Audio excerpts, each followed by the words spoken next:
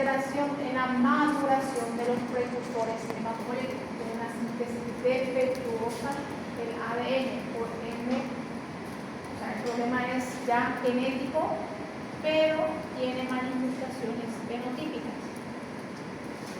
Característicamente se presenta como una anemia macrocítica. Además de eso, ya existe una mielopoiesis ineficaz, que quiere decir que la producción también es medular es deficiente, y también hay hemólisis ya intramedular. Es una de las anemias que usan con hemólisis regenerativa, que usan con hemólisis, pero es medular. Entonces, características citológicas macrocíticas, causa, tiene una alteración en el ADN y se caracteriza clínicamente por mielopoiesis ineficiente con hemólisis intramedular. Se debe tanto al déficit de vitamina B12 o alanina o folato o ácido fólico, pero ambas carencias son crónicas, es decir, para que exista carencia de vitamina B12 y ácido fólico debe pasar mucho tiempo, porque los requerimientos son mínimos y también el depósito por lo menos dura bastante. Los requerimientos de vitamina B12 son hasta 2 microgramos por día nada más. Y igual, a pesar de tener carencia, se cree que lo que se tiene como reserva puede durar hasta 3 a 4 años. Entonces debe pasar mucho tiempo para que tengan los síntomas carenciales. La causa más frecuente son la mala absorción actualmente, ya sea por problemas gastrointestinales. Y después tenemos el déficit de ácido fólico. Se manifiesta después de los 3 a 4 meses de haber iniciado el déficit. Entonces, también son anemias, carenciales crónicas. Características farmacocinéticas. Los folatos, el ácido fólico generalmente su absorción es en el duodeno y del 1 por N. Cualquier patología duodenal o duodenal es una de las causas más frecuentes. Su eliminación es urinaria. También la vitamina B12 depende del estómago o el factor intrínseco, y también se elimina por la orina la bilis. Entonces, estas son las características. Causas: déficit de vitamina B12. Mala absorción es una de las causas más importantes. Déficit de factor intrínseco, gastritis atrófica. La gastritis atrófica es una de las causas más frecuentes, y las recesiones quirúrgicas, el bypass gástrico, la gastrectomía, son las causas más frecuentes ahora. O también absortiva, como una enteritis o una enfermedad que es una enteritis generalizada. También hay ciertos fármacos, los antidiabéticos orales, la metformina, por ejemplo, inhibe la absorción. O también directamente que sean carenciales. Otra de las causas, las causas de ácido fólico son carenciales: alcoholismo, desnutrición, interferencia del alcohol en la absorción.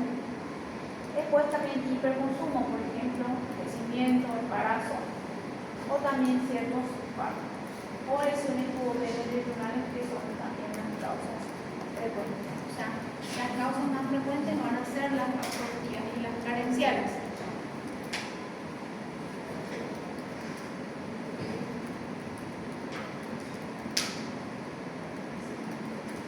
También aquí tenemos otra tabla en donde las causas asociadas a enfermedades secundarias: hipertiroidismo, alcohol, también son las causas de vitamina B12 y ácido fólico. Entonces, por eso esta anemia es muy frecuente en los pacientes etilistas. La causa más frecuente que van a ver. ¿Cuáles van a ser las manifestaciones clínicas? Clínicamente vamos a tener lo que ya conocemos como síndrome anémico y a esto le vamos a asociar manifestaciones neurológicas con déficit de vitamina B12, que son parestesias, ataxia, debilidad muscular, alteración de la memoria, cambios en la personalidad, neuropatía periférica. Generalmente estas son las manifestaciones más frecuentes y son las que le llegan al paciente. Y es importante que tengan sobre todo los cambios en la personalidad, porque son diagnósticos diferenciales con encefalopatía alcohólica, que es muy frecuente que este tipo de anemia se presente en alcohólicos y tiene manifestaciones neurológicas. Dentro de la anemia megaloblástica, otra de las manifestaciones es piel seca y amarilla, ictericia leve, no es una ictericia importante, lositis atrófica. La lositis atrófica es cuando la lengua está eritematosa y no tiene papilas gustativas. Ahí tenemos, esta es la lositis atrófica, vemos que la lengua está eritematosa, plana, brillante. Eso es característico de la anemia megaloblástica. Y hay una triada clásica: palidez flavítica, el paciente está pálido, pero también está histérico, hay la lositis y también se presentan con parestesias.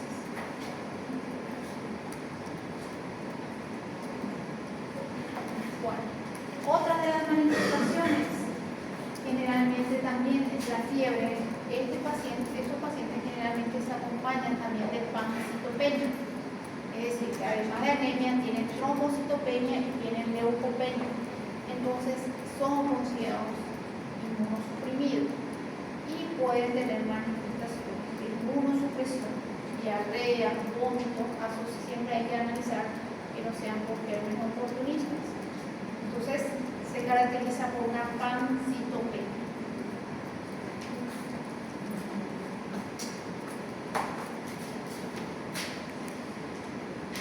Diagnóstico, el hemograma, aquí en la media diagnóstico por hemograma tenemos anemia macrocíclica. En el frontis de sangre periférica tenemos células aumentadas de tamaño. Laboratorialmente tenemos aumento en la LDH y aumento de la bilirrubina indirecta. Y también los niveles de cobalamina y de ácido fólico deben estar por debajo del rango. O sea, el diagnóstico es hemograma, anemia macrocíclica, frontis de sangre periférica, macrocitosis, y confirmar con los dosajes de vitamina B12 y ácido fólico reducido.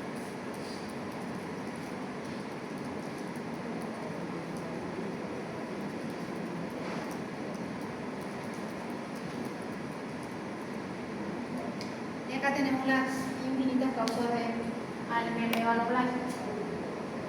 Entonces, siempre tienen que clasificar en alimentos deficitarios o carenciales, que son los más frecuentes: déficit de consumo de carne, lácteos, todos los productos animales.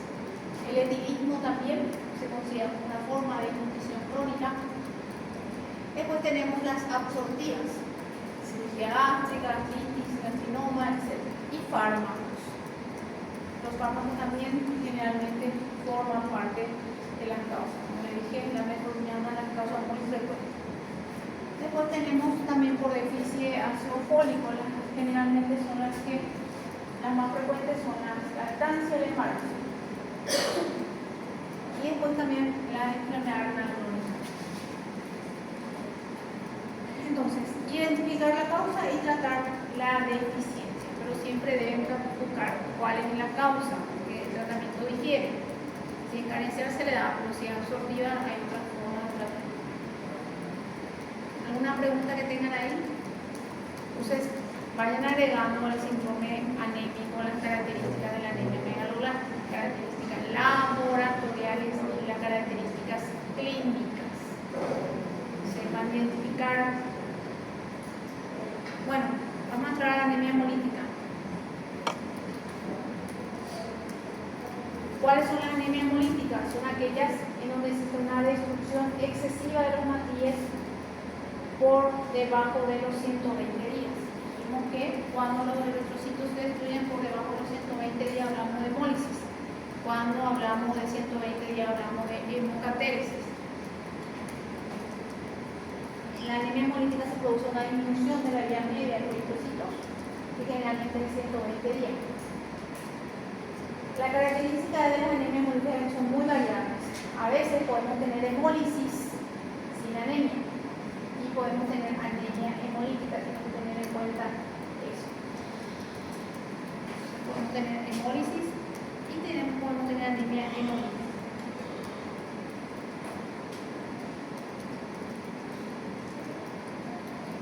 ¿Cuál es la fisiopatológica? Primero, existe una disminución en la vía de la anemia hemolítica, disminución de la vía media de los eritrocitos, aumento notable de la eritropoiesis en la médula ósea. ¿Cómo vamos a determinar esto? ¿Cómo vamos a determinar que existe un aumento de la eritropoiesis? Eu acho que sangue tem presença de Tiene que haber moral más, no hace falta proteína periférica, no precisa, pero el parámetro es la presencia de reticulocitos y acumulación de los productos de la hemoglobina, que es la bilirrubina. Entonces, bilirrubina. Tiene tres características entonces. La característica también de la anemia hemolítica es que la hemólisis puede ser intravascular y extravascular. La hemólisis intravascular y extravascular difiere totalmente.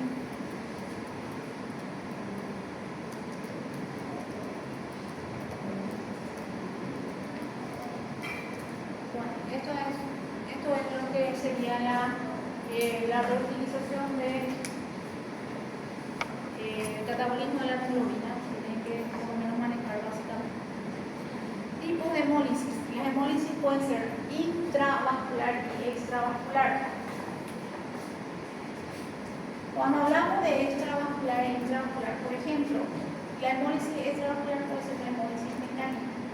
El problema está en otra, por debajo, por fuera de los vasos sanguíneos. Por ejemplo, aquellos pacientes que tienen prótesis valvulares permanentes tienen característicamente hemólisis, por eso. También aquellos pacientes, por ejemplo, que tienen una endocarditis, también pueden tener hemólisis. Entonces las hemólisis se clasifican nuevamente en eso. La clasificación pueden ser defectos propios del cuerpo, hablamos de corpusculares, y defectos externos extracorpusculares. Según la localización de la hemólisis, puede ser extravascular o intravascular.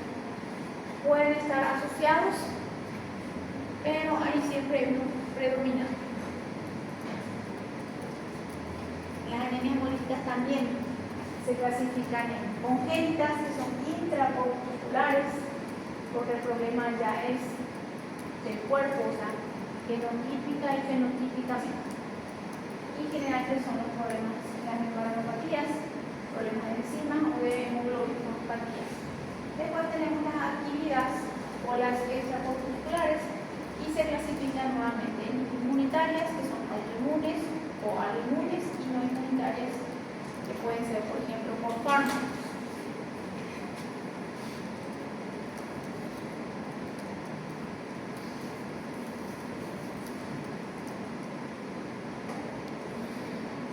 Bueno, las anemias, o sea, la hemólisis puede ser extravascular o intravascular. Intravascular es cuando la hemólisis, la rotura se produce dentro de los vasos sanguíneos, y extravascular existe una expulsión por fuera. ¿Cuáles son las características? La anemia hemolítica por efecto extracorpuscular, ya sabemos que el paciente tiene eritrocitos de tamaño y forma normal. El problema va a ser la superficie. Y la anemia hemolítica intracorpuscular generalmente está asociado a problemas genéticos, porque fenotípicamente se va a expresar un eritrocito atípico, de forma o tamaño atípico. ¿Cuáles son las manifestaciones clínicas de la hemólisis o de la anemia hemolítica? dependiendo de la situación. Podemos tener anemia hemolítica aguda, es decir, una crisis hemolítica, por ejemplo, post-transfusional, o por ejemplo, hay ciertas patologías que producen. Entonces, puede haber dolor abdominal, puede haber fiebre, que implica una respuesta inflamatoria inmune, por eso va a haber fiebre. Puede haber taquicardia, fatiga, palidez e ictericia, puede haber poluria. Hay ciertas anemias hemolíticas polúricas y hay anemias hemolíticas apolúricas. Y también puede haber insuficiencia renal. La insuficiencia renal también va a ser por muchas situaciones, sobre todo por los productos de catabolismo. Otra de las manifestaciones graves de la hemólisis va a ser la hiperpotasemia. Es lo que pone en riesgo la vida del paciente. Acuérdense que el potasio es predominantemente un electrolito intracelular. Entonces, al destruirse las células, se libera potasio y una de las manifestaciones graves es la hiperpotasemia. La anemia hemolítica crónica podemos tener hemólisis sin anemia, dependiendo. Característicamente cursa con esplenomegalia. ¿Por qué? Porque hay una destrucción continua, entonces hay aumento. También pueden haber, si es crónico, pueden haber complicaciones en el crecimiento del paciente. Va a ser una anemia crónica y va a incidir en el crecimiento, en el desarrollo de la persona, o sea, sería del niño, deformaciones óseas en los niños. Y también una característica es que pueden haber hipercatabolismo de la hemoglobina con litiasis biliar en niños, es muy frecuente, niños y adolescentes, y no son herencia cálcica. Es una de las manifestaciones más frecuentes. Hacen litiasis siendo jóvenes o adolescentes, niños o adolescentes, y son litiasis atípicas, que es una de las manifestaciones más frecuentes. Bueno, ¿cómo hacemos el diagnóstico de la anemia hemolítica? Y esto es lo más importante de toda la clase. La anemia puede ser normo o macrocítica, no es microcítica. Punto 1.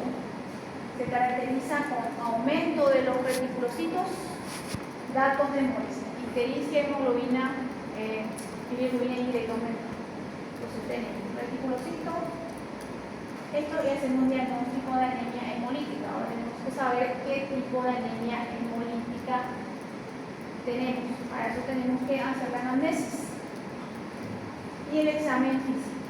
¿Qué tenemos que buscar? Antecedentes familiares de tener algún tipo de anemia hemolítica. Generalmente los pacientes de raza negra son los que tienen enfermedades hemolíticas.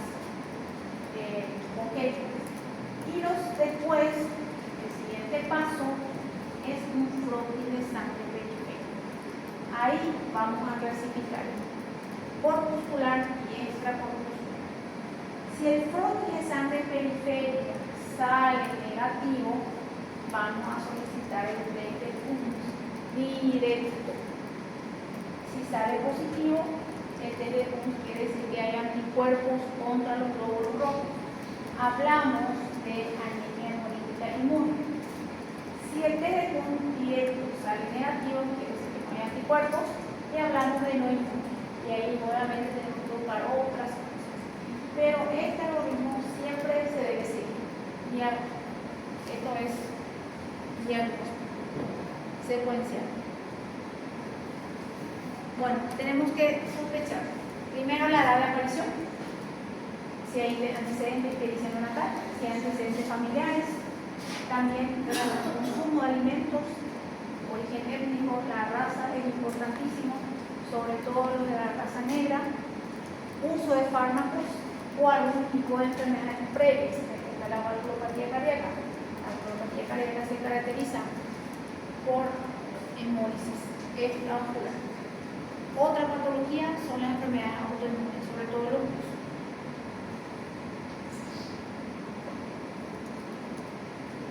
¿Cómo hacemos el diagnóstico? Primero tenemos que tener anemia, pueden tener bilirrubina elevada, después dependiendo de la situación, vamos a pedir prótesis periférica, la vamos a clasificar. Pero siempre es esa actividad, ese algoritmo que vimos. Entonces, laboratorialmente vamos a tener anemia, retrocíticos, bilirrubina indirecta aumentada, LDH aumentada, prótesis periférica, es diagnóstico sí o sí. Bueno, el prótesis de sangre periférica dijimos que nos ayuda para clasificar corpuscular y extracorpuscular, que nos va a dar la morfología. El test de curso directo nos va a indicar si es positivo de que es una inmune, si es negativo de que es no inmune y sigue el estudio. Entonces, dentro de la anemia hemolítica inmune podemos tener diferentes autoinmunes, aloinmunes, asociados a fármacos y post-transfusionales. Entonces, dentro de la inmune hay un montón de posibilidades. Bueno.